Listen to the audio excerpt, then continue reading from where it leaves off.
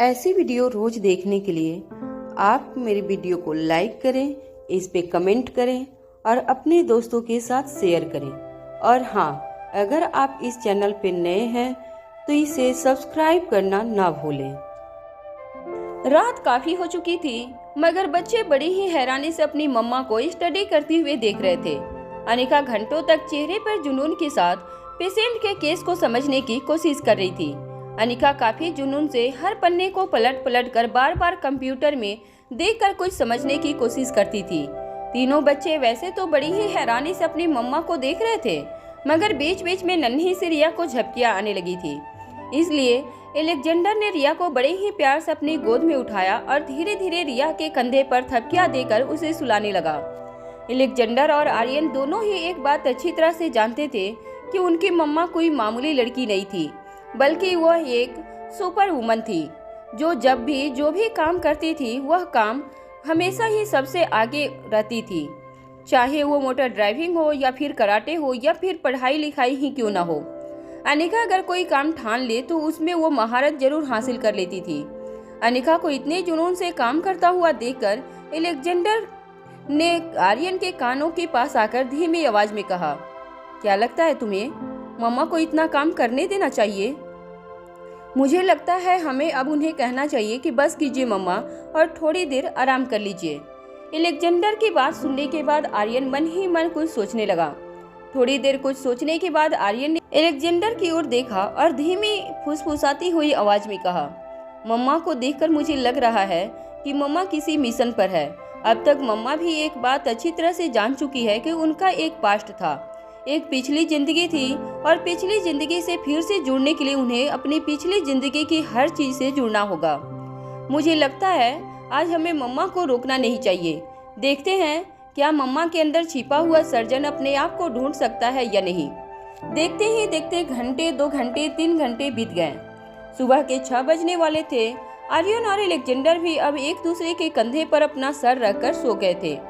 तीनों बच्चे अपने ही जगह पर एक दूसरे का सहारा लेकर गहरी नींद में सो गए थे। अनिका, जो हमेशा पूरे परिवार में सबसे ज्यादा सोती थी और बिस्तर पर लेटते ही गहरी नींद में खो जाती थी, उस अनिका की आंखों में अब नींद दिखाई नहीं दे रही थी। सुबह के 6 बजने वाले थे, मगर अनिका की आंखें पूरी तरह से चमक रही थी।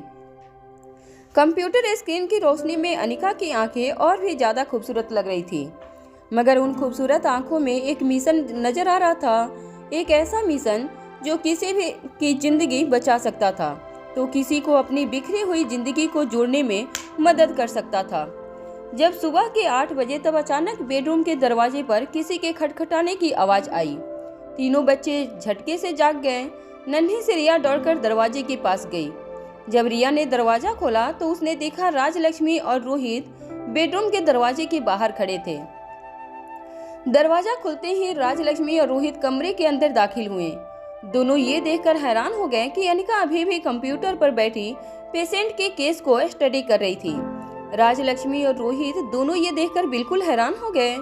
राजलक्ष्मी ने जैसे ही देखा कि अनिका अब तक जाग रही है, तब राजलक्ष्मी तेजी से अनिका के पास गई और अनिका से कहा, मैडम, ये आप क्या कर रही हैं? क्या आप अब तक सोई नहीं? जब राजलक्ष्मी ने ये बात कही तब अनिका ने राजलक्ष्मी की बात को पूरी तरह से इग्नोर कर दिया और अनिका का ध्यान पूरी तरह से कंप्यूटर स्क्रीन पर था। ऐसा लग रहा था कि अनिका ने राजलक्ष्मी की बात सुनी ही नहीं थी। राजलक्ष्मी और रोहित दोनों हैरान होकर एक दूसरे को देखने लगे। रोहित ने अनिका के कंधे पर हाथ रखा और झटके से उसे हिलाया। जैसे ही रोहित ने अनिका के कंधे पर हाथ रखा, एक झटके से जैसे अनिका होश में आ गई थी। कंप्यूटर स्क्रीन से अपना ध्यान हटाते हुए अनिका ने अपने अगल बगल में राजलक्ष्मी और रोहित की ओर देखा। रोहित ने जब अनिका से पूछा कि क्या वह पूरी रात सोई नहीं थी, तब अनिका कुछ देर तक हैरानी से रोहित को देखने लगी। फिर रोहित की बात को इग्नोर करते हुए अनिका ने मुड़कर राजलक्ष्मी की ओर देखा और कहा, इस पेशेंट को बचाया जा सकता है। जैसे ही अनिका ने यह बात कही, राजलक्ष्मी हैरान हो गई। अनिका की बात सुनते ही तीनों बच्चे के चेहरे की नींद पूरी तरह से गायब हो गई। रोहित के चेहरे पर भी अब उम्मीद दिखाई देने लगी थी। तीनों बच्चे तेजी से चलकर अपनी मम्मा के पास आए और बड़ी उम्मीद भरी नजरों से अपनी माँ को देखने लगे। रिया ने अनिका का एक हाथ पकड़कर पूछा, मम्मा, क्या आपको सब कुछ याद आ गया? इस पेशेंट की जान को कैसे बचाना है। ये अगर आपको याद है तो आपको ये भी जरूर याद आया होगा कि आप डॉक्टर अमृता हैं, और आपको ये भी याद आ गया होगा कि आप कौन हैं। आप हमें पहचानती हैं ना mumma? Is my mumma back now? Riya के इस मासूम सवाल को सुनकर अनिका के चेहरे की चमक फिर से थोड़ी सी कम हो गई। अनिका ने रिया के कंधे पर प्यार से हाथ रखा। अलेक्जेंडर और आर्यन भी बड़ी ही उम्मीद से अनिका की ओर देख रहे थे। तीनों बच्चों के मन में बस अब एक ही ख्वाहिश थी कि उनकी मम्मा अब जल्द से जल्द उन्हें पहले की तरह पहचान कर उन्हें वही प्यार और वही ममता दे जो तीनों बच्चे पिछले कई दिनों से मिस कर रहे थे। रिया के कंधे पर प्यार से हाथ फेरती हुई अनिका ने कहा, आई एम सॉरी बेटा, मुझे अभी मेरी पिछली जिंदगी तो याद नहीं आई, मगर हाँ, मैंने पिछली रात इस पेशेंट की फाइल पढ़कर काफ़ी सारी रिसर्च की है, जिसमें मैं ये बता सकती हूँ कि इस पेशेंट को कैसे बचाया जा सकता है।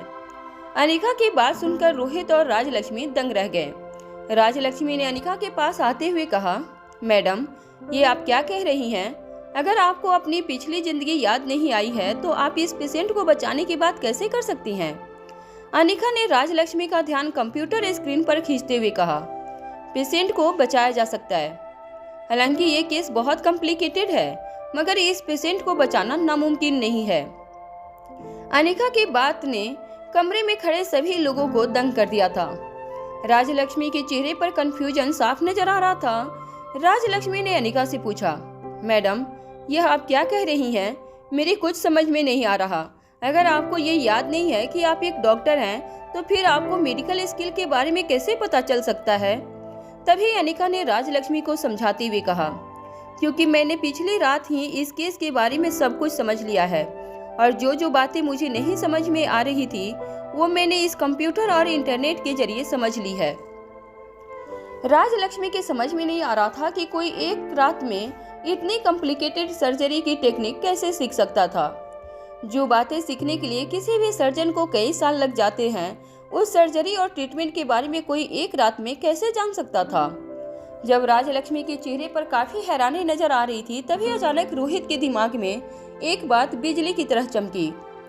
रोहित को याद आया कि अनिका के खून में भी 16 पावर ड्रग अभी भी दौड़ रहा था। अनिका बाकी लोगों से काफी अलग थी।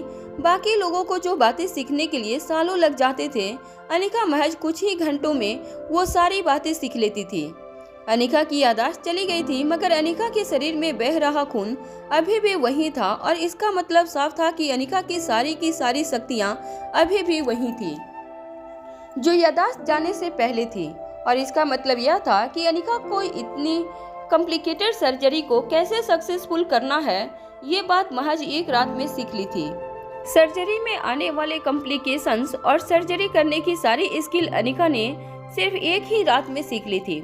ये बात रोहित की तो समझ में आ गई थी, मगर राजलक्ष्मी की समझ में अभी भी ये बात नहीं आ रही थी कि कोई इंसान एक रात में इतनी मुश्किल सर्जरी को अंजाम कैसे दे सकता है। राजलक्ष्मी के चेहरे पर कंफ्यूजन देखकर अनिका ने राजलक्ष्मी को समझाते हुए कहा, देखो, मेरी बात ध्यान से सुनो। ये सर्जरी काफी कॉम्प्लिकेटेड है। पेशेंट को डायबिटीज है। पेशेंट की उम्र भी 65 साल की हो चुकी है। इसलिए सर्जरी करते वक्त हमें इस बात का खास ध्यान रखना है कि सर्जरी करते वक्त उनका शुगर लेवल बिल्कुल कंट्रोल में रहे। डायबिटीज होने के कारण उनकी काफ़ी नसें कमज़ोर पड़ चुकी हैं। उन्हें जो ब्रेन स्ट्रोक हुआ है उसका एक कारण उनकी डायबिटीज भी है। इसलिए सबसे पहले उनकी डायबिटीज को कंट्रोल करो। अनिका की बातें सुनकर राजलक्ष्मी दंग रह गई। अनिका एक एक करके सर्जरी में आने वाली मुश्किलें और सर्जरी में खास जिन चीज़ों का ध्यान रखना है, वो बातें बड़े ही ध्यान से राजलक्ष्मी को समझाती रही। कुछ ही देर में राजलक्ष्मी इतनी ज़्यादा चौंक गई थी कि राजलक्ष्मी भूल चुकी थी उनके सामने खड़ी उनकी मैडम डॉक्टर अमृता नहीं थी, बल्कि उनकी याददाश्त खो चुकी थी, वो अनिका थी। राजलक्ष्मी धीरे धीरे अपनी नोटपैड में अनिका की कही हुई हर बात लिखकर नोट करने लगी, बिल्कुल उसी तरह जिस तरह डॉक्टर अमृता राजलक्ष्मी को समझाया करती थी हर केस के बारे में। राजलक्ष्मी वैसे तो हैरान थी कि ये कैसे हो सकता है कि जिस इंसान को कल तक मेडिकल प्रोफेशन का ABC भी नहीं आता था, वो अब अचानक दुनिया के एक मोस्ट एक्सपीरियंस सर्जन की तरह बात करने लगा था। राजलक्ष्मी के लिए किसी चमत्कार से कम नहीं था। मगर रोहित अच्छी तरह से जानता था कि ये कोई चमत्कार नहीं था, बल्कि अनिका को अपनी माँ से विरासत में मिली हुई एक गिफ्ट थी। एक ऐसा पावर जो अनिका को इस दुनिया के बाकी लड़कियों से अलग करता था, और इसी पावर को हथियाने के लिए दुनिया के सबसे खतरनाक से खतरनाक लोग अनिका के पीछे पड़े थे। हालांकि रोहित को तो ये बात समझ में न आ गई थी कि अनिका ने इतनी जल्दी इतना कुछ कैसे सीखा था, मगर बच्चों के चेहरे पर अब भी हैरानी नजर आ रही थी। नन्ही सी रिया ने अपने पापा का हाथ पकड़कर कहा, पापा, आज मुझे पता चला कि मैं इतनी ज्यादा कमजोर पढ़ाई में कैसे थी। दोनों भाई रिया की ये बातें सुनकर चौंक गए और रिया की ओर देखने लगे।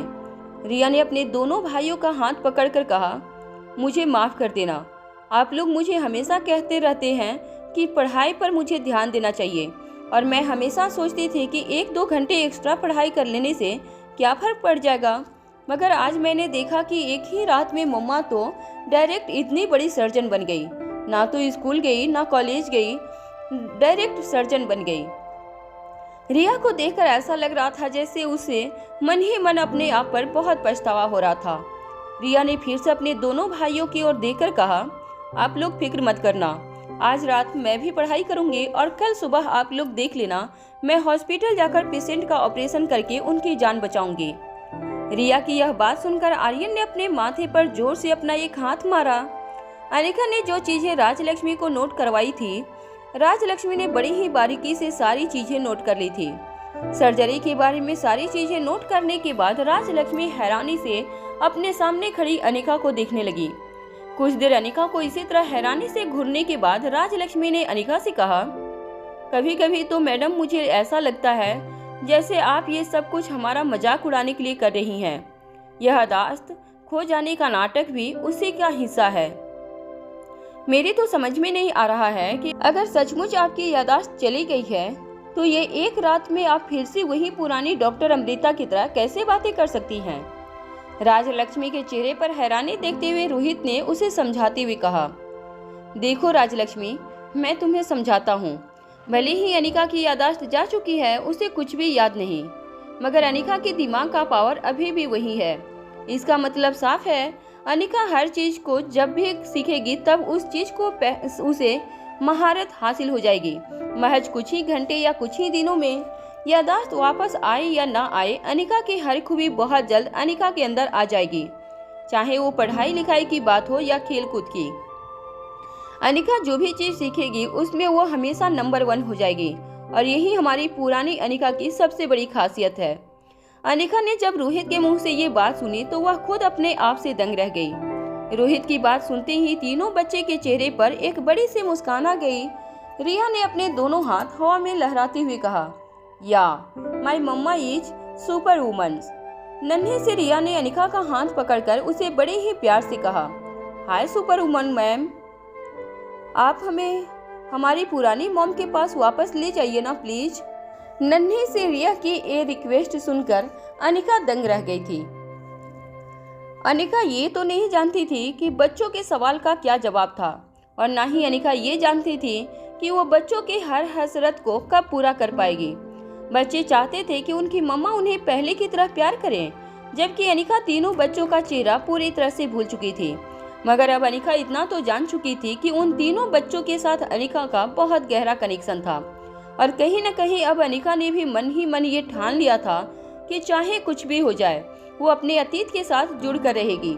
अनिका के पास सारे नोट्स लेने के बाद राजलक्ष्मी ने रोहित की ओर देखकर कहा, सर मुझे पता नहीं चल रहा है कि इस बात को खुशखबरी समझे या महज उस पेशेंट की खुशनसीबी, मगर पता नहीं क्यों आज मुझे ऐसा लग रहा है जैसे हम हमारी पुरानी डॉक्टर अमृता की खोज में एक कदम आगे बढ़ चुके हैं। मैडम ने जो कुछ भी मुझे लिख कर दिया है, जो कुछ भी कहा है, मैं उसी तरह से सारे प्रोसीजर फॉलो करूंगी, और फिर मुझे यकीन है कि हम इस नई डॉक्टर अमृता की मदद से उस पेशेंट की जान को जरूर बचा पाएंगे।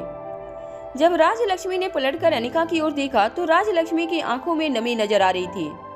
अनिका कई सालों से राजलक्ष्मी की रोल मॉडल रही थी, और कई सालों से राजलक्ष्मी ने अनिका यानी कि डॉक्टर अमृता के अंडर काम करके अपनी डॉक्टरी के हुनर को निखारा था।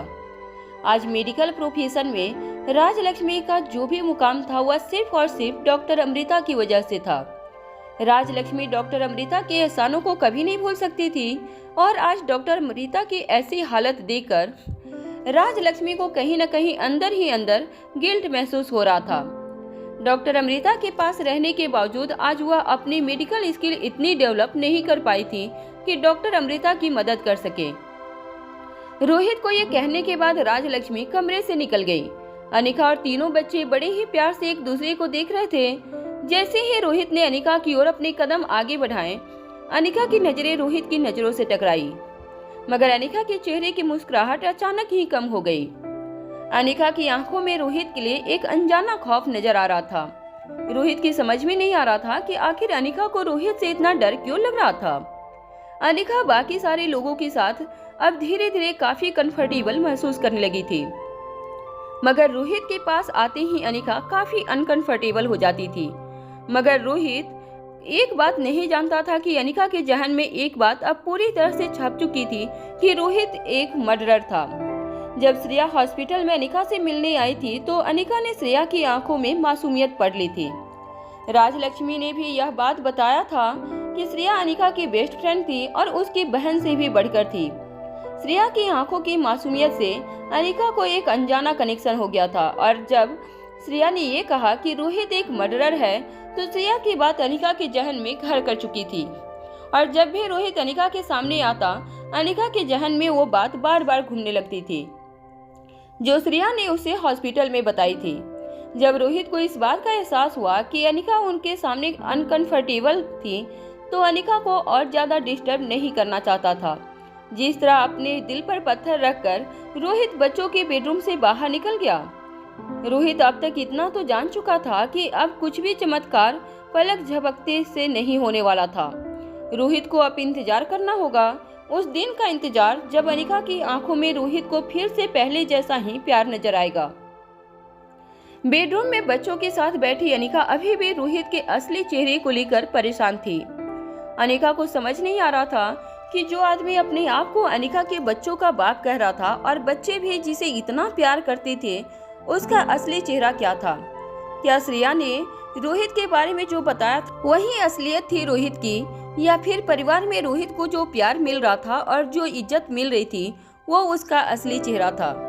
रिया अचानक ही अपनी मम्मा से लिपट गई। कुछ देर बाद अपनी मम्मा को प्यार करने के बाद अचानक ही नन्ही सी रिया ने अपने दोनों भाइयों की ओर देखकर कहा, मेरे पास एक सुपर आइडिया है। एलेक्जेंडर और आर्यन को लगा कि रिया के पास अनिका की याददाश्त लौटाने का कोई आइडिया आया है। तभी रिया ने अपनी बात आगे बढ़ाते हुए कहा, मुझे लगता है कि हमें मम्मा को अपने साथ स्कूल ले जाना चाहिए। मम्मा को इतनी ब्रिलियंट स्टूडेंट है कि हर दिन में एक ग्रेड पास कर लेगी, 8 दिन में तो वो हाई स्कूल पास कर लेगी और उसके कुछ दिनों बाद ग्रेजुएशन और पोस्ट ग्रेजुएशन भी कर लेगी। इस तरह से मम्मा फिर से डॉक्टर बन जाएगी और फिर से मम्मा हॉस्पिटल जाकर लोगों का इलाज कर पाएंगी। मम्मा जिस स्पीड से पढ़ाई करती हैं उस स्पीड को देखते हुए मुझे लगता है कि 1 आध महीने के बाद मम्मा फिर से पहले की तरह पेशेंट का ऑपरेशन कर पाएंगी। रिया की ये बात और रिया का ये आइडिया सुनकर एलेक्जेंडर हैरानी से आर्यन की ओर देखने लगा। रिया की बात सुनकर अनिका के चेहरे पर भी मुस्कुराहट लौट आई थी। अनिका के चेहरे पर मुस्कुराहट देखकर आर्यन और एलेक्जेंडर दोनों को काफी अच्छा लगने लगा था। उसकी बहन की ये बचकानी बात भी उसकी मम्मा के चेहरे पर मुस्कुराहट ले आई थी। ये देखकर उन्हें अपनी बहन पर गर्व महसूस होने लगा था। वहाँ गुलेरिया ग्रुप ऑफ इंडस्ट्रीज के गेट पर जैसे ही श्रेया की गाड़ी रुकी, कुछ लोग आकर श्रेया की कार के आसपास खड़े हो गए और एक सिक्योरिटी गार्ड ने श्रेया की बैक सीट का दरवाजा खोला। श्रेया जैसे ही कार से उतरी, खुद सिक्योरिटी गार्ड श्रेया को एस्कॉर्ट करते हुए कंपनी के अंदर ले गए। ऑफिस में काफी भीड़ इकट्ठा हुई थी। सब लोग अपने नए प्रेसिडेंट के साथ बातें करना चाहते थे और अपनी जान पहचान बढ़ाना चाहते थे। ज्यादातर लोग नए प्रेसिडेंट के साथ अपने रिलेशनशिप स्ट्रॉन्ग करने के लिए और नए प्रेसिडेंट की चापलूसी करने के लिए जमा हुए थे, तो काफी लोग ये देखने के लिए भी जमा हुए थे कि आखिर नया प्रेसिडेंट क्या नया तमाशा खड़ा करने वाला था। कुछ पुराने वफादार लोग श्रेया की प्रेसिडेंटशिप से काफी नाखुश थे। वहीं कुछ लोग श्रेया के प्रति बहुत ज्यादा सिंपैथी थी। आकाश के गुजर जाने के बाद श्रेया ने कंपनी की बागडोर अपने हाथ में लेने का फैसला किया था। ये बात कई लोगों को काफी इमोशनल लगी थी। कंपनी टूटकर बिखर न जाए, इसलिए श्रेया ने कंपनी को बांधने के लिए यह फैसला लिया था। इस बात से काफी लोग श्रेया के सपोर्ट में थे, मगर जितने लोग श्रेया के सपोर्ट में थे उससे कई ज्यादा लोग इस फैसले से नाखुश थे और चाहते थे कि जल्द से जल्द श्रेया इस तमाशे को खत्म कर दे और कंपनी की बागडोर किसी काबिल हाथ में दे दी जाए। हालांकि आकाश के गुजर जाने के बाद मार्केट में ये बात फैल गई थी कि गुलेरिया ग्रुप ऑफ इंडस्ट्रीज कई हिस्सों में बढ़ सकती थी। ये बात पूरी तरह से सच नहीं थी तो पूरी तरह से झूठ भी नहीं थी। आकाश के गुजर जाने के बाद गुलेरिया ग्रुप ऑफ इंडस्ट्रीज में कई तरह के गुट बन गए थे। हर गुट का लीडर अपने आप को प्रेसिडेंट की चेयर पर देखना चाहता था, मगर जब श्रेया ने यह फैसला किया कि आकाश की पोजीशन अब से वो संभालेगी, तब सारे के सारे ग्रुप के लीडर श्रेया पर नजर गाड़ के बैठे थे। वो चाहते थे कि जल्द से जल्द श्रेया प्रेसिडेंट की कुर्सी पर बैठे और कोई एक ऐसी गलती करे जिसके आधार पर यह साबित किया जा सके कि श्रेया कंपनी चलाने के लायक नहीं थी और श्रेया को हटाकर वह खुद प्रेसिडेंट की चेयर पर बैठ जाए। जिस तरह रोहित मारवा की गैर हाजिरी में हमेशा ही चिराग मेहता मारवा ग्रुप ऑफ इंडस्ट्रीज की कमान संभाल लेता था, उसी तरह आकाश की गैर हाजिरी में आकाश की असिस्टेंट मारिया कंपनी को संभालने की कोशिश करती थी। हालांकि मारिया और चिराग मेहता की काबिलियत एक जैसी नहीं थी, मगर दोनों की वफादारी लगभग एक जैसी थी। श्रेया जैसी ही हेड ऑफिस में दाखिल हुई, मारिया ने बड़ी रेस्पेक्टफुली श्रेया से कहा, hello madam, welcome on board. एक तरफ मुझे जितना आकाश सर के हादसे का दुख है, उतनी ही आज मुझे इस बात की खुशी है कि आकाश सर की जगह आप इस कंपनी की प्रेसिडेंटशिप निभाने वाली हैं। जिस तरह इतने सालों तक मैंने आकाश सर के साथ वफादारी निभाई थी, आगे आपके साथ भी उतनी ही वफादार रहूंगी। इस बात का वादा करती हूँ आपसे। आइए मैडम, मैं आपको आपके केबिन में ले जाती हूँ। मारवा इंडस्ट्रीज के head office Guleria group of industries के हेड ऑफिस से ज़्यादा दूर नहीं थी। दोनों इमारतें सेंट्रल दिल्ली के बीचों बीच बनी थी और दोनों इमारतें एक दूसरे के सामने खड़ी होकर जैसे ये साबित करना चाहती थीं कि कौन सी इमारत ज़्यादा मजबूत और ताकतवर है। जिस तरह मारवा इंडस्ट्रीज के हेड ऑफिस में रोहित ने अपनी एक पर्सनल ऑफिस बिल्डिंग के टॉप फ्लोर पर बनाई थी, उसी तरह आकाश की ऑफिस बिल्डिंग के फर्स्ट फ्लोर पर थी। आकाश हमेशा से ही अपनी जिम्मेदारियों को अपने कंधे पर उठाना जानता था और इसीलिए आकाश कभी ये नहीं चाहता था कि वो सबसे ऊपर रहे, बल्कि सबसे नीचे रहकर वो सभी का बोझ अपने कंधों पर उठाना अच्छी तरह से जानता था। आकाश के टेस्ट भी इसी तरह की थिंकिंग से प्रेरित थे। हालांकि आकाश की पर्सनल ऑफिस काफी बड़ी और शानदार थी, मगर पर्सनल ऑफिस में काफी सिंपल डेकोरेट था, जहां रोहित की ऑफिस काफी शानदार और सबसे मॉडर्न टेक्नोलॉजी से लैस थी। वहीं आकाश की ऑफिस काफी सिंपल थी। जैसे ही मारिया श्रेया को लेकर आकाश की पर्सनल ऑफिस के अंदर आई, श्रेया की नजर पूरी कमरे पर पड़ी।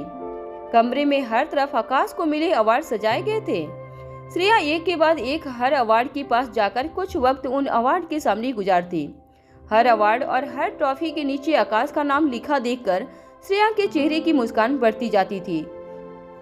मारिया ने सोचा कि एक पत्नी अपने पति की काबिलियत और अचीवमेंट देकर शायद उन ट्रॉफीज में अपने पति का चेहरा ढूंढने की कोशिश कर रही थी। श्रेया भी बड़े ही प्यार से हर ट्रॉफी के आगे खड़े रहकर उस ट्रॉफी पर लिखी हर बात गौर से पढ़ रही थी। कहीं लिखा था कि Akash is the best businessman of the year, तो कहीं लिखा था आकाश बिजनेस की दुनिया का सबसे भरोसेमंद और रिलायबल इंसान था। मारिया अभी अच्छी तरह से जानती थी कि उसे श्रेया को कुछ वक्त के लिए अकेला छोड़ देना चाहिए। श्रेया पूरे कमरे में धीरे धीरे अपने कदम हर कोने में आगे बढ़ाकर आकाश की तस्वीरों और ट्रॉफीज पर अपनी नजरें डाल रही थी। मारिया अच्छी तरह से जानती थी कि यह पहली बार था जब श्रेया ने आकाश के ऑफिस में कदम रखा था। श्रेया भले ही मॉडर्न ख्यालातों वाली लड़की थी, मगर कभी भी श्रेया ने आकाश के बिजनेस में इंटरेस्ट नहीं दिखाया था। जहां आकाश बिजनेस की दुनिया बड़ी ही जिम्मेदारी से निभा रहा था, वहीं श्रेया ने पूरे घर की जिम्मेदारी अपने कंधों पर ले ली थी। मगर आज एक सीधी साधी और भोली भाली हाउसवाइफ ने बिजनेस की दुनिया में कदम रखा था। मारिया भी श्रेया को इस एनवायरनमेंट में आने से पहले कुछ वक्त देना चाहती थी, मगर तभी श्रेया ने एक ऐसी हरकत की जिसे देखकर मारिया दंग रह गई। अचानक एक ट्रॉफी के सामने खड़ी होकर श्रेया ने उस ट्रॉफी पर लिखी बात को पढ़ा, जिसमें लिखा था, youth icon of the year award. उस ट्रॉफी की ओर देखकर श्रेया ने वो ट्रॉफी अपने हाथों में पकड़ी और फिर श्रेया अचानक मुस्कुराने लगी। श्रेया ने पीछे देखकर देखा, क्या बात है, तुम तो यूथ आइकन निकले। यह कहने के बाद अचानक ही श्रेया मुस्कुराने लगी। ऐसा लग रहा था जैसे श्रेया किसी के साथ बात कर रही थी, हालांकि पीछे कोई नहीं था। मारिया श्रेया की ये हरकत देखकर दंग रह गई थी। श्रेया को इस तरह से देखकर मारिया के चेहरे का रंग उड़ गया। मारिया को यह समझ नहीं आ रहा था कि आखिर श्रेया किसके साथ बातें कर रही थी और इस तरह से बिहेव क्यों कर रही थी। श्रेया बार बार अपने पीछे मुड़कर किसी के साथ बात करती थी और फिर ट्रॉफी को चमकाकर अपनी जगह पर वापस रख देती थी। मारिया श्रेया की इस हरकत को देखकर घबरा गई थी। मारिया ने श्रेया से कहा, मैडम, आज से आकाश सर के चेयर पर आप बैठेंगे। आइए मैडम, आप अपनी जगह पर बैठकर कंपनी के चार्ज को अपने हाथों में ले लीजिए। मारिया की बात सुनकर श्रेया ने पीछे मुड़कर देखा और फिर मारिया की ओर पलटकर कहा, इस कंपनी में आकाश की जगह कोई नहीं ले सकता। अगर मैं आकाश की जगह लेना भी चाहूँ तो भी वो मुझे लेने नहीं देगा। ये कहने के बाद श्रेया फिर से अपने पीछे मुड़कर देखने लगी और हंसकर बातें करने लगी। मारिया के लिए यह सिचुएशन काफी डरावनी हो गई थी। मारिया अब ये बात अच्छी तरह से जानती थी कि श्रेया आकाश से कितना प्यार करती थी और आकाश की मौत ने श्रेया के मन में क्या परिणाम लाए होंगे। यह बात भी वो अच्छी तरह से जानती थी, मगर मारिया ने कभी एक्सपेक्ट नहीं किया था कि श्रेया की मानसिक हालत इतनी बिगड़ चुकी थी कि वो अब अकेले में अपने आप से बातें करने लगी थी। श्रेया धीरे धीरे अपने कदम आकाश की चेयर की ओर आगे बढ़ाने लगी। मारिया बड़ी ही बारीकी से श्रेया की हर हरकत को ऑब्जर्व कर रही थी। श्रेया आकाश के चेयर के पास आकर खड़ी हो गई और श्रेया ने आकाश के चेयर के ऊपर अपना एक हाथ रखा। तब मारिया ने श्रेया के पास आकर कहा, हाँ बैठिए मैडम, आज से इस सीट पर आप ही का हक है। मारिया ने मन ही मन पहले ही ये तय कर लिया था कि कुछ दिनों तक वो श्रेया को ऑफिस के वातावरण के साथ कंफर्टेबल कराएंगी और उसके बाद ही धीरे धीरे ऑफिस की सारी जिम्मेदारियां श्रेया को समझाएगी। मगर अब श्रेया की हालत देखकर मारिया यह समझ गई थी कि हो सकता है उसे श्रेया के कंधों पर जिम्मेदारियां सौंपने से पहले और कुछ वक्त का इंतजार करना पड़े। इस वक्त श्रेया की हालत देखकर इतना तो मारिया समझ गई थी कि श्रेया अभी भी सच्चाई से पूरी तरह से वाकिफ नहीं हुई थी। शायद श्रेया इस बात को एक्सेप्ट नहीं कर रही थी कि आकाश अब उसकी जिंदगी में नहीं रहा। ऐसा अक्सर ऐसे सिचुएशन में होता है, ये बात भी मारिया अच्छी तरह से जानती थी। इसलिए मारिया चाहती थी कि कुछ दिनों में उसकी मैडम दिमागी तौर पर बिल्कुल शांत हो जाए और सिचुएशन को एक्सेप्ट करना सीख ले। श्रेया कुछ देर तक प्रेसिडेंट के चेयर को देखती रही और फिर बड़े ही आराम से प्रेसिडेंट की चेयर पर धीरे से बैठकर प्रेसिडेंट की कुर्सी पर बैठते ही श्रेया ने अपने एक पांव पर अपना दूसरा पांव चढ़ा लिया और फिर अचानक ही मारिया की ओर देखकर कहा, बताओ मुझे कंपनी की क्या हालत है। अचानक ही श्रेया ने जब ऐसा प्रश्न पूछा तब मारिया थोड़ी सी हैरान हो गई। मगर मारिया इस वक्त जिसके साथ बात कर रही थी वो और कोई नहीं बल्कि गुलेरिया ग्रुप ऑफ इंडस्ट्रीज की नई प्रेसिडेंट थी। प्रेसिडेंट के सवाल का जवाब देते हुए मारिया ने कहा, मैडम, आकाश सर ने अपनी काबिलियत और अपनी मेहनत से गुलेरिया ग्रुप ऑफ इंडस्ट्रीज को नंबर 1 पोजीशन पर पहुंचाया था, मगर किस्मत ने शायद कुछ और ही सोच रखा था और अब आकाश सर हमारे बीच मौजूद नहीं है। मगर हाँ, आकाश सर का सपना आज भी हमारे दिलों में जीवित है और हम उनका सपना कभी मरने नहीं देंगे। मगर मैडम, उनका सपना जिंदा रखने के लिए हमें जल्द से जल्द कुछ करना होगा। मारिया की यह बात सुनकर श्रेया काफी हैरान हो गई। श्रेया ने अपने सामने रखे डेस्क पर अपने दोनों हाथ रखकर मारिया से पूछा, क्या हुआ? तुम काफी परेशान लग रही हो, क्या कोई प्रॉब्लम है? मारिया मन ही मन कुछ देर सोचने लगी। मारिया ये नहीं डिसाइड कर पा रही थी कि इतनी जल्दी उसे कंपनी में होने वाले प्रॉब्लम्स के बारे में श्रेया को बताना चाहिए या नहीं।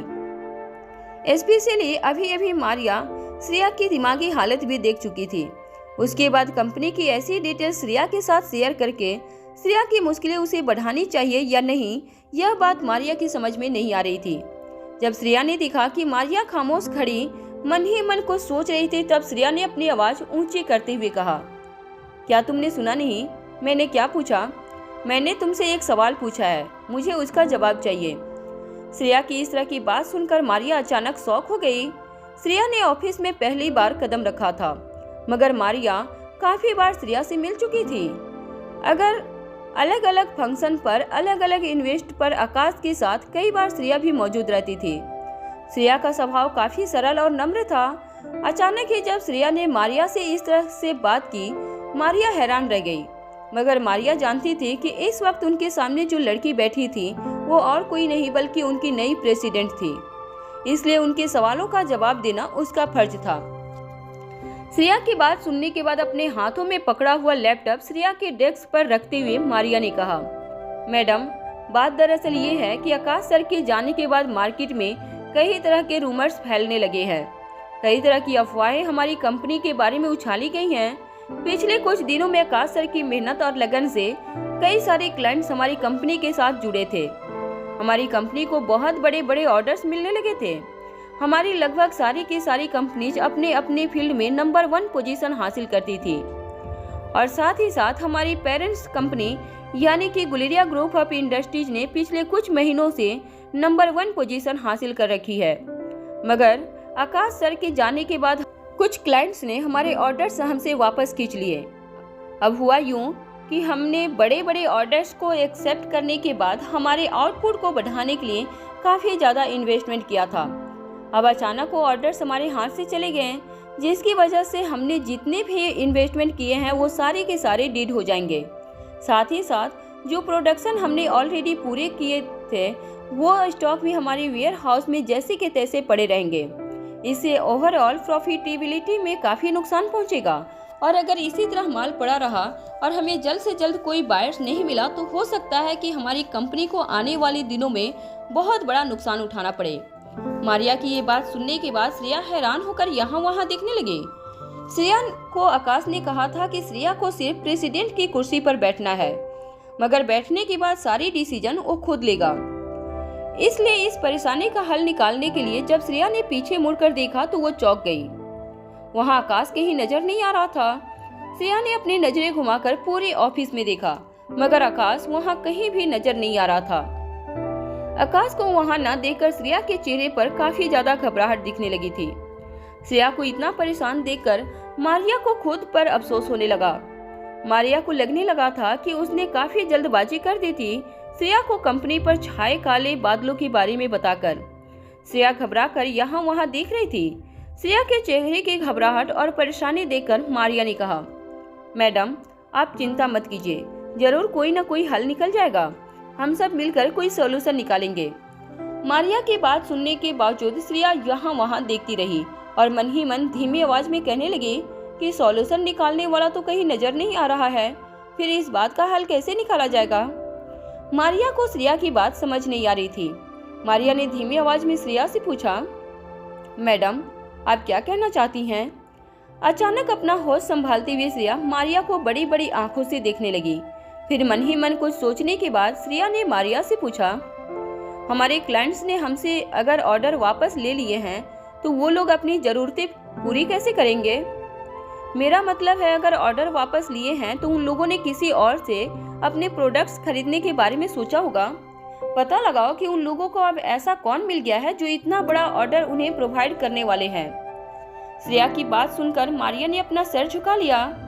मारिया का झुका हुआ सर देखकर श्रेया ने पूछा, क्या हुआ, तुम अचानक इतनी मायूस क्यों हो गई?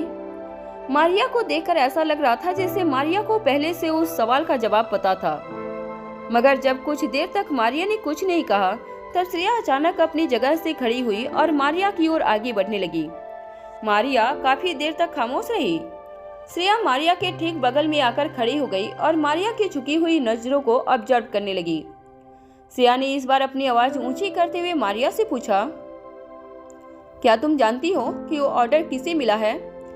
श्रेया ने डरी हुई और अटकती हुई आवाज में दोबारा मारिया से पूछा, मुझे बताओ, कौन है वह जिसे यह पूरा ऑर्डर मिला है? धीरे धीरे श्रेया को शक होने लगा था कि जो orders Guleria group of industries से छीने गए थे वो सारे के सारे orders Marwa group of industries को मिले होंगे। मारिया ने धीरे से अपनी नजरें उठाई और श्रेया की आंखों में आंखें डालकर कहा, मैडम, हमारे जितने भी क्लाइंट्स हमारा साथ छोड़कर गए हैं उन लोगों ने मारवा ग्रुप ऑफ इंडस्ट्रीज का हाथ थामा है। मारिया की बात सुनते ही श्रेया के चेहरे का रंग उड़ गया।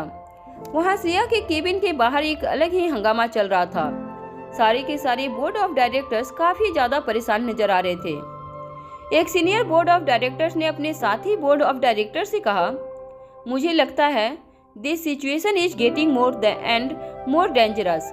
एक लड़की जिसे कोई एक्सपीरियंस नहीं है बिजनेस चलाने का, जो न हमारी कंपनी के हिस्ट्री के बारे में जानती है और न ही भविष्य की प्लानिंग के बारे में, वो हमारी प्रेसिडेंट कैसे हो सकती है।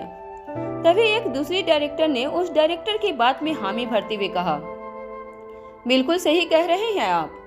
अरे इस लड़की को तो बेसिक बैलेंस शीट समझाने में हमारे 3 से 4 साल निकल जाएंगे। Forget about planning strategy.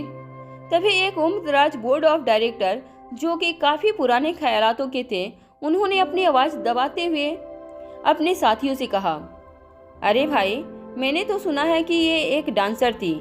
अब दिखने में खूबसूरत तो है ही, मैंने तो यहाँ तक सुना है कि इसने अपने खूबसूरत होने का फायदा उठाया और आकाश सर को अपने प्यार में फंसा लिया। अब एक एवरेज मिडिल क्लास लड़की को अगर इतना बड़ा शिकार मिल जाता है तो उसका नसीब तो रातों रात चमक जाता है। ये बात तो हम सब अच्छी तरह से जानते हैं।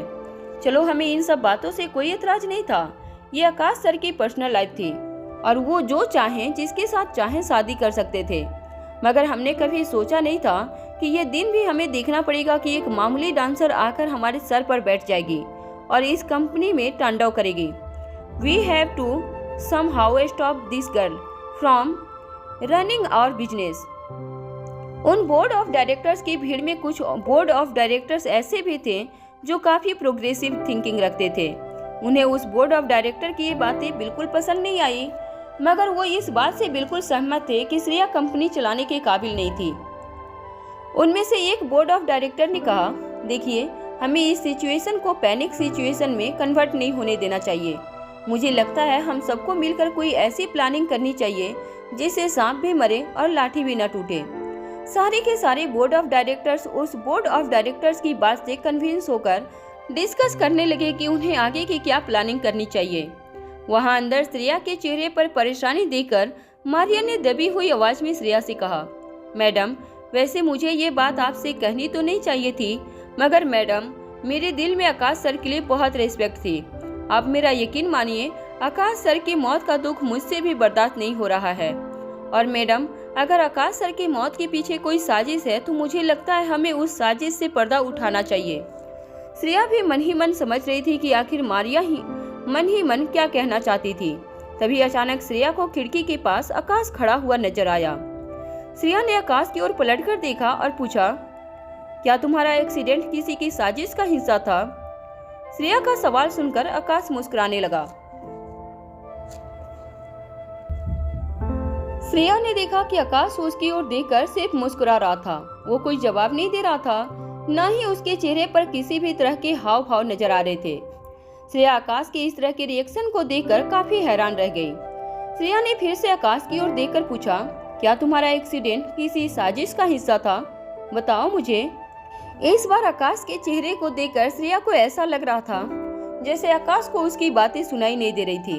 अक्सर श्रेया जब भी आकाश को कोई भी सवाल पूछती थी, आकाश बड़े ही प्यार से श्रेया को हर बात समझाता था, मगर इस सवाल पर आकाश सिर्फ मुस्कुराकर श्रेया के सामने देख रहा था। मारिया को वहां श्रेया की बातें तो सुनाई नहीं दे रही थी, मगर श्रेया का ये एक्सप्रेशन देखकर मारिया को काफी अजीब फीलिंग हो रही थी। मारिया ने इस बार दबी हुई और अटकती हुई आवाज में श्रेया से पूछा, मैडम, क्या मैं जान सकती हूँ कि आप ये अकेले में किससे बातें कर रही हैं? जब अचानक श्रेया के कानों पर मारिया की ये बात पड़ी, तब मारिया की बात का जवाब देने के लिए श्रेया ने पलटकर मारिया से कहा, मैं वो। जैसे ही श्रेया अपनी बात आगे बढ़ाने वाली थी, श्रेया ने देखा कि आकाश अचानक मारिया के पीछे नजर आने लगा था। आकाश ने अपने होठों पर अपनी उंगली रखकर इशारा किया कि उसे आगे कुछ नहीं बोलना है। श्रेया ने आकाश की बात मानते हुए मारिया से कहा, कुछ नहीं, वो मैं कुछ सोच रही थी। कुछ देर अपने मन ही मन कुछ सोचने के बाद श्रेया ने मारिया से कहा, देखो, अगर ये सारे contracts Marwa group of industries को मिले हैं तो हमें किसी भी हालत में इन कॉन्ट्रैक्ट्स को अपने हाथ से जाने से रोकना होगा। मारिया भी दरअसल यही चाहती थी, मगर उसकी समझ में नहीं आ रहा था कि वो साथ छोड़ चुके क्लाइंट्स को कैसे वापस मनाए और कैसे वापस गुलेरिया ग्रुप ऑफ इंडस्ट्रीज के साथ बिजनेस करने के लिए उन्हें कन्विंस करें। यहाँ तक कि कंपनी के सीनियर बोर्ड ऑफ डायरेक्टर्स भी कई दिनों से यही काम करना चाहते थे, मगर वो भी ज़्यादातर क्लाइंट्स को कन्विंस नहीं कर पा रहे थे। श्रेया इस वक्त अपने आप को काफ़ी अकेला महसूस कर रही थी। वो चाहती थी कि वो आकाश से बातें करे, मगर अब तक श्रेया इतना जान चुकी थी कि मारिया के रहते हुए वो आकाश के साथ बात नहीं कर पाएगी। इसलिए अचानक ही बात घुमाते हुए श्रेया ने कहा, ठीक है मारिया, यहाँ से तुम जाओ इस वक्त, मैं सोचती हूँ हमें क्या करना चाहिए। श्रेया की ऐसी बातें सुनकर मारिया की समझ में नहीं आ रहा था कि अचानक श्रेया को क्या हो जाता था। कभी वो काफी नरमी से बात करती थी तो कभी अचानक ही काफी कड़क आवाज में वो मारिया को ऑर्डर दे देती थी। मगर अपने प्रेसिडेंट की बात मानते हुए मारिया ने डेस्क पर पड़ा अपना लैपटॉप उठाया और श्रेया की केबिन से बाहर चली गई। मारिया की जाते ही श्रेया ने मुड़कर आकाश की ओर देखा और पूछा, तुम बताते क्यों नहीं कि तुम्हारे साथ क्या हुआ था? आकाश बिल्कुल पहले की तरह ही श्रेया के सामने देखकर मुस्कुराने लगा। श्रेया ने इस बार अपनी आवाज ऊंची करते हुए आकाश से पूछा, मैं तुमसे कुछ पूछ रही हूँ आकाश, क्या तुम्हारे एक्सीडेंट के पीछे किसी की साजिश थी? अगर ऐसा है तो बताओ मुझे, क्या वो रोहित था? इस बार आकाश को देखकर श्रेया को ऐसा लग रहा था जैसे आकाश बातें सुनकर भी बातें बिल्कुल अनसुनी कर रहा था। श्रेया की समझ में नहीं आ रहा था कि आकाश उसे सुन भी पा रहा था या नहीं। श्रेया अचानक अपने दोनों हाथ अपने चेहरे पर रखकर वापस अपनी चेयर पर जाकर बैठ गई। इस बार जब श्रेया ने फिर से अपना सर उठाकर देखा तो आकाश बिल्कुल श्रेया के सामने बैठा था और श्रेया की ओर देखकर मुस्कुरा रहा था। कुछ देर तक श्रेया आकाश को बस यूं ही देखती रही। उसके बाद आकाश ने मुस्कुराते हुए श्रेया से कहा, बिजनेस करने के और जिंदगी जीने के तौर तरीके बिल्कुल एक समान है। जिंदगी से लड़ने के लिए पहले जिंदगी को समझना बहुत जरूरी होता है, उसी तरह बिजनेस में सक्सेस पाने के लिए बिजनेस को समझना बहुत जरूरी होता है।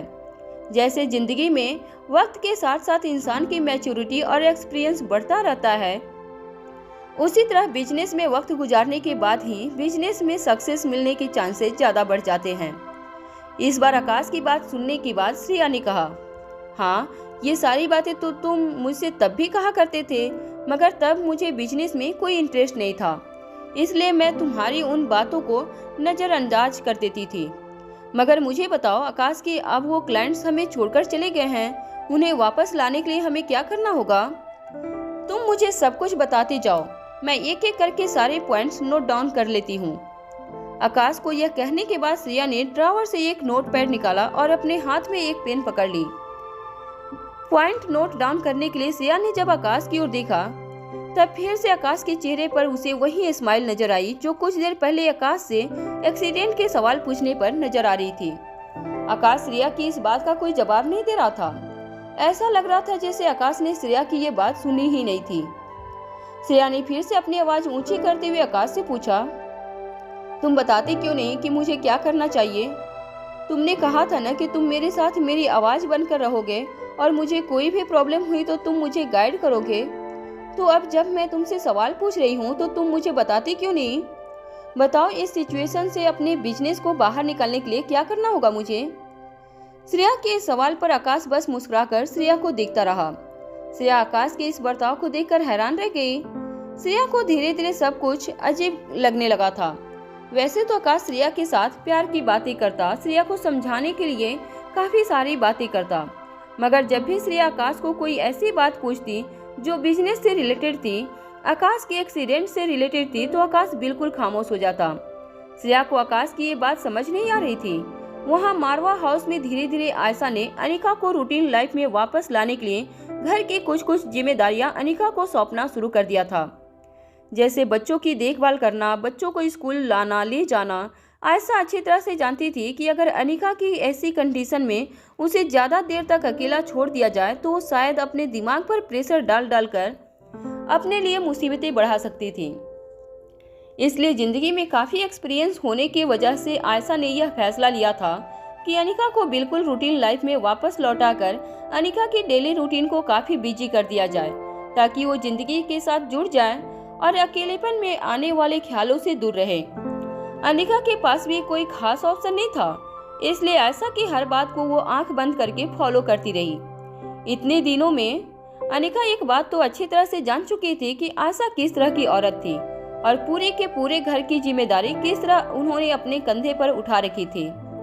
पुरानी तस्वीरें और बच्चों के मुंह से आशा की जो तारीफें अनिका ने सुन रखी थी, उससे इतना पता चलता था कि वो आंख बंद करके अपनी माँ जैसी सास पर भरोसा कर सकती थी। बच्चों को स्कूल से ले जाने का वक्त हो चुका था। आयशा अनिका के साथ कार में बच्चों को पिक करने जा रही थी। कार का ड्राइवर रोहित का सबसे बेहतरीन सिक्योरिटी गार्ड था, जो ड्राइविंग भी करता था और साथ ही साथ रोहित के परिवार को सिक्योरिटी भी देता था। अनिका और आयशा की कार के पीछे 2 और सिक्योरिटी गार्ड भी कार उन्हें फॉलो करती हुई नजर आ रही थी। कार में आयशा धीरे धीरे अनिका को उसके हर संबंध के बारे में धीरे धीरे बता रही थी, वो संबंध जो अनिका पूरी तरह से भूल चुकी थी। न सिर्फ रोहित से जुड़े हुए संबंध बल्कि अनिका के मायके के भी सारे संबंध धीरे धीरे आयशा अनिका को समझाने लगी। जैसे ही करण गुलेरिया, नंदिनी गुलेरिया, सिद्धार्थ गुलेरिया, ओंकार, मनाली में रहने वाली अनिका की ज्योति बुआ, दिल्ली में अनिका के मामा किशन मामा और उनकी पूरी फैमिली, आयशा धीरे धीरे अनिका को अपनी पूरी फैमिली के साथ उसके संबंधों के बारे में सारी डिटेल्स बताने लगी। अनिका हर संबंध के बारे में सुनने के बाद काफी हैरान लग रही थी। अनिका की जिंदगी में आए ज्यादातर लोगों ने अनिका की जिंदगी में काफी बदलाव लाए थे और अनिका के लिए बहुत कुछ किया था, मगर आज अनिका को ना उनके एहसान के बारे में कुछ पता था और ना ही वो उन लोगों को पहचान पा रही थी। अनिका को अपनी हालत पर काफी तरस आने लगा था। तभी अचानक एक बात अनिका के दिमाग में बिजली की तरह चमकी। अनिका ने आयशा की ओर देखकर पूछा, आपने सारे संबंधों के बारे में बता दिया, मगर आपने मेरी माँ के बारे में मुझे कुछ नहीं बताया। अनिका का ये सवाल सुनकर खुद आयशा भी हैरान थी। वो समझ नहीं पा रही थी कि वो अनिका के इस सवाल का क्या जवाब दे। ना तो आयशा स्वाति मल्होत्रा से कभी मिली थी और ना ही स्वाति मल्होत्रा के बारे में लोगों को ज्यादा कोई इन्फॉर्मेशन थी। आयशा भी बस बाकी लोगों की तरह इतना ही जानती थी कि स्वाति मल्होत्रा एक जीनियस थी और कई सालों पहले दिल्ली से गायब हो गई थी। रोहित ने भी अब तक अनिका को स्वाति के बारे में कुछ बताया नहीं था। वो जानता था कि इतनी कॉम्प्लिकेटेड सिचुएशन में वो स्वाति के पास्ट के बारे में अगर जानने की कोशिश करेगी तो अनिका की मेंटल कंडीशन उसे वो चीज करने की इजाजत नहीं देगी। आयशा ने कुछ देर मन ही मन कुछ सोचने के बाद अनिका से कहा, देखो बेटा, तुम्हारी माँ के बारे में इस वक्त तुम केवल इतना ही जान लो कि जब तुम 2 या 3 साल की रही होगी तब तुम्हारी माँ गुजर गई और तुम्हारी माँ के बारे में यहाँ ज्यादा कोई कुछ नहीं जानता। और इस वक्त इन बातों के बारे में सोच कर तुम अपने आप को ज्यादा तकलीफ मत देना। जब तुम ठीक हो जाओगे तब वैसे भी तुम अपनी माँ से जुड़ी सारी बातें जान जाओगे। आयशा का जवाब अनिका को कन्विंसिंग तो नहीं लग रहा था, मगर वो जानती थी कि उसकी ऐसी हालत में कुछ बातें ऐसी थी जो आयशा उसे नहीं बताना चाहती थी। अनिका भी इतना जान चुकी थी कि दिमाग पर ज्यादा जोर लगाने से उसकी तकलीफें बढ़ सकती थी। तभी अचानक कार चला रहे ड्राइवर ने आयशा से कहा, मैडम, मुझे लग रहा है कि कोई हमारा पीछा कर रहा है। हमारे पीछे जो हमारी सिक्योरिटी कार चल रही है वहां से मुझे अभी मैसेज मिला है कि हमें अलर्ट रहना होगा। उस ड्राइवर की बात सुनकर आयशा के चेहरे का रंग उड़ गया। आयशा ने सबसे पहले अनिका का सर बिल्कुल सीट के नीचे झुका लिया और फिर खुद भी अपना सर झुकाकर अनिका से कहने लगी, देखो बेटा, चाहे कुछ भी हो जाए तुम अपना सिर यही सीट के नीचे झुका कर रखना। अब तक तुम इतना समझ ही चुकी होगी कि हमारा परिवार जितना बड़ा और पावरफुल है उतने ही ज्यादा हमारे दुश्मन भी है। तुम्हारी मेमोरी लॉस ये भी शायद दुश्मन के चाल का कोई हिस्सा है। वो हम पर अटैक कर सकते हैं, हमें अलर्ट रहना होगा। ड्राइवर तेजी से कार आगे दौड़ाने लगा। ड्राइवर ने कार काफी तेज कर दी थी। अनिका और आयशा अपना सिर झुकाए कार सीट को कसकर पकड़कर पीछे बैठे रहे। तभी अचानक ड्राइवर ने पीछे मुड़कर आयशा की ओर देखा और चिल्लाकर कहा, मैडम, वो लोग अपने बेहद करीब आ गए हैं और मैं कार इससे ज्यादा तेज नहीं चला सकता।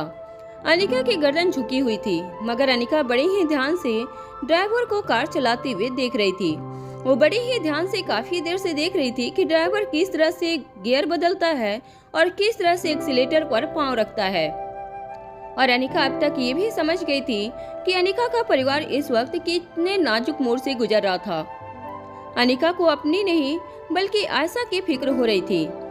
वो चाहती थी कि किसी भी तरह वो आयशा को इस मुसीबत से बाहर निकाले। तभी ड्राइवर ने डरी हुई आवाज में फिर से कहा, मुझे लगता है वो लोग अपने बेहद करीब आ गए हैं।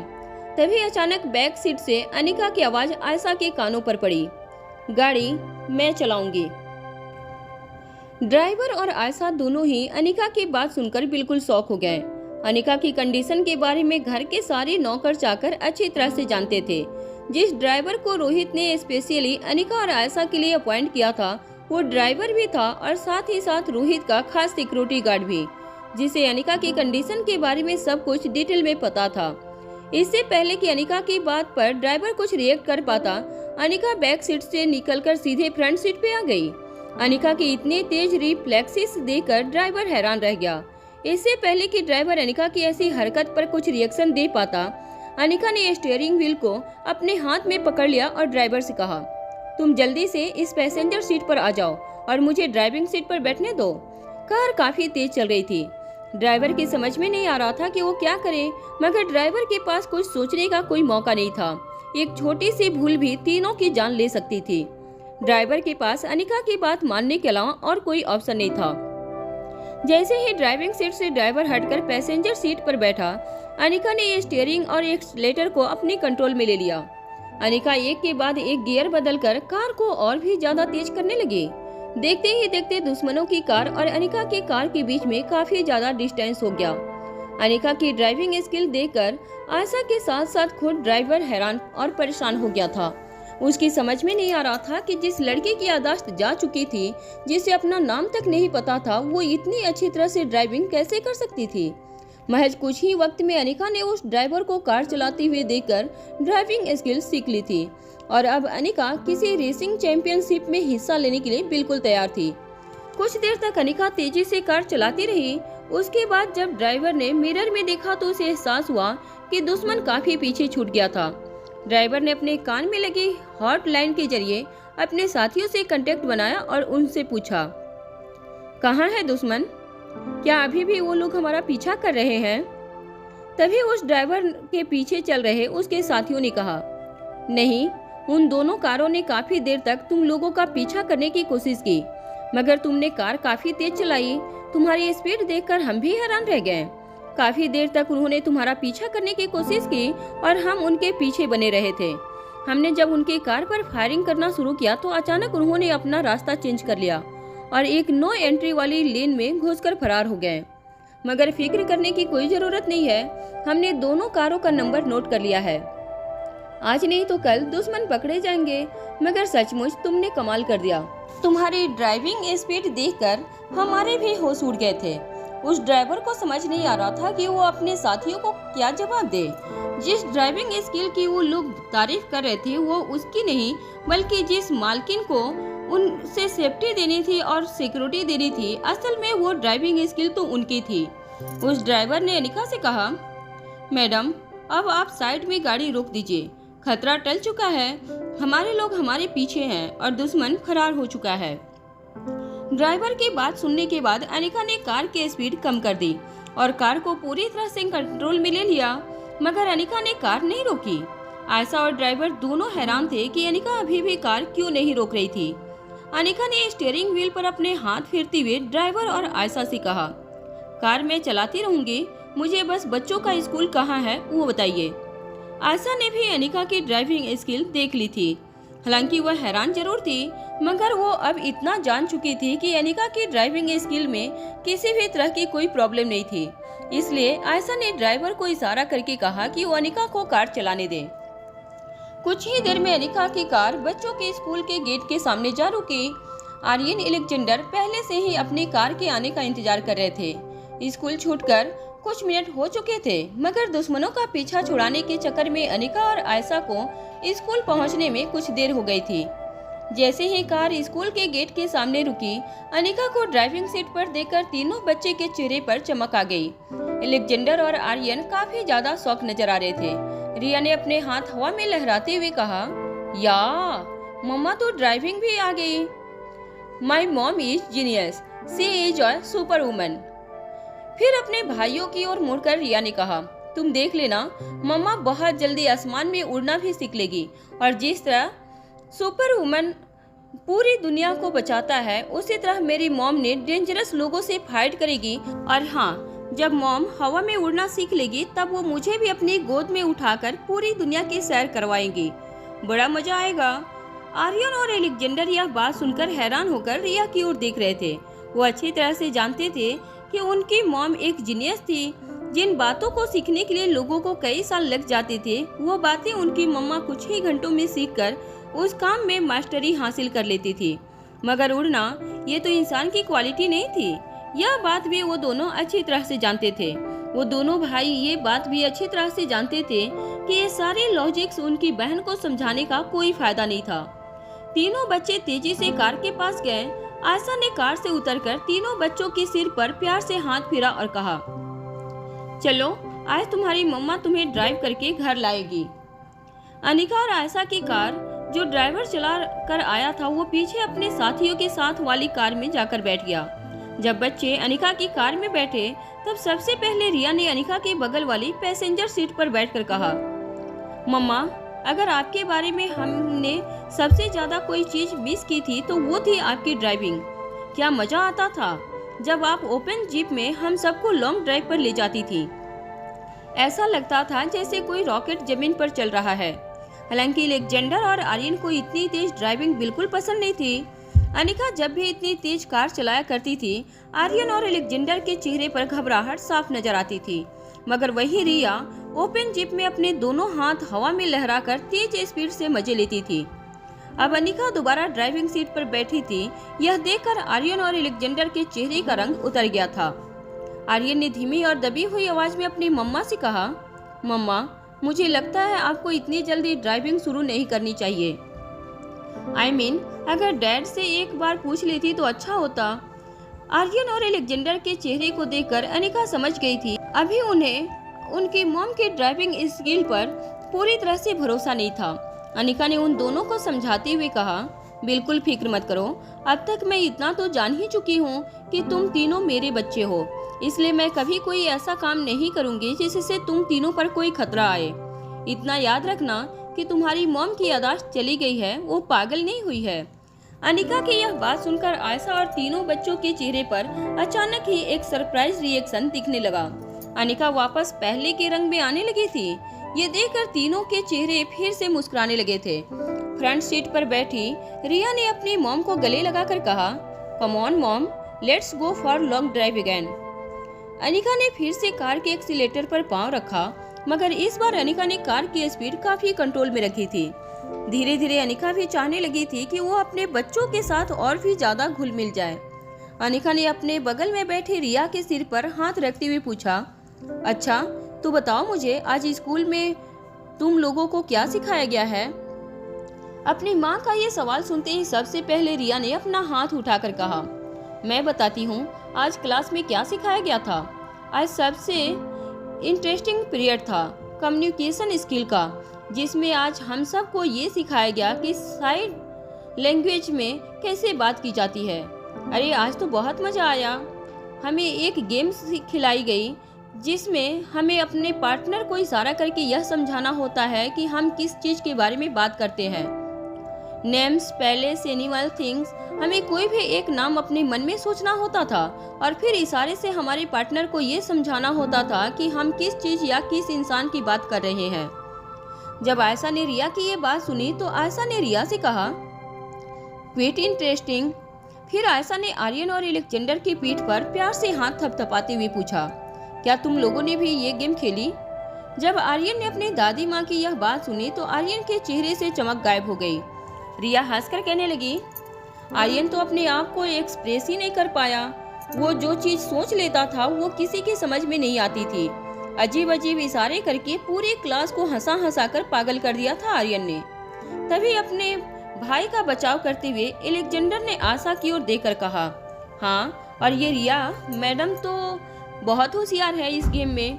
ग्रैंड माँ, क्या आप जानती हैं रिया को जो फ्लावर मिला था वो था सनफ्लावर। अब सनफ्लावर को रिया को इशारे में अपने पार्टनर्स को समझाना था, तो रिया ने जो किया वो देखकर तो पूरी की पूरी क्लास ही दंग रह गई। आयशा और अनिका भी जानना चाहते थे कि ऐसा क्या किया था रिया ने।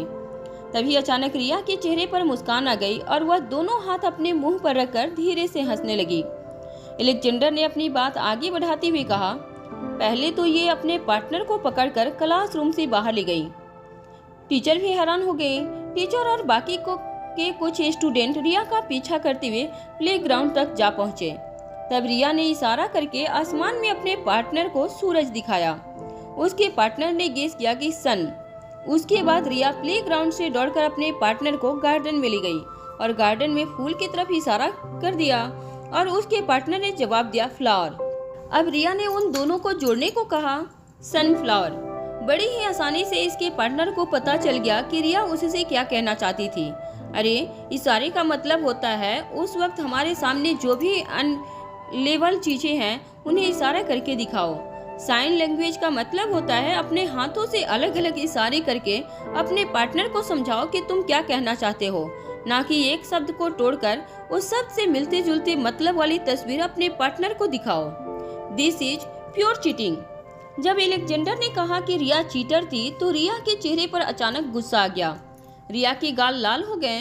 वो अलेक्जेंडर से कहने लगी, मुझे चीटर मत बुलाओ। इस गेम में मैंने सारे के सारे पॉइंट्स जीते हैं। अपनी बहन की जीत देखकर दोनों भाई फिर से खामोश हो गए। दोनों भाई अपनी बहन को इतना प्यार करते थे कि वो कभी उन्हें हर्ट नहीं करना चाहते थे। तभी रिया ने अनिका की ओर देखकर कहा, मम्मा, लेकिन हमारे स्कूल में एक न्यू बॉय ने एडमिशन लिया है। वो कहता है कि वो जानवरों के साथ भी बातें कर सकता है। अजीब पागल है। उसकी बातें सुनकर सभी लोग जोर जोर से हंसने लगे। आप ही बताओ, क्या कभी कोई इंसान किसी जानवर के साथ बात कर सकता है? अनिका खामोशी से कुछ देर तक कार चलाती रही।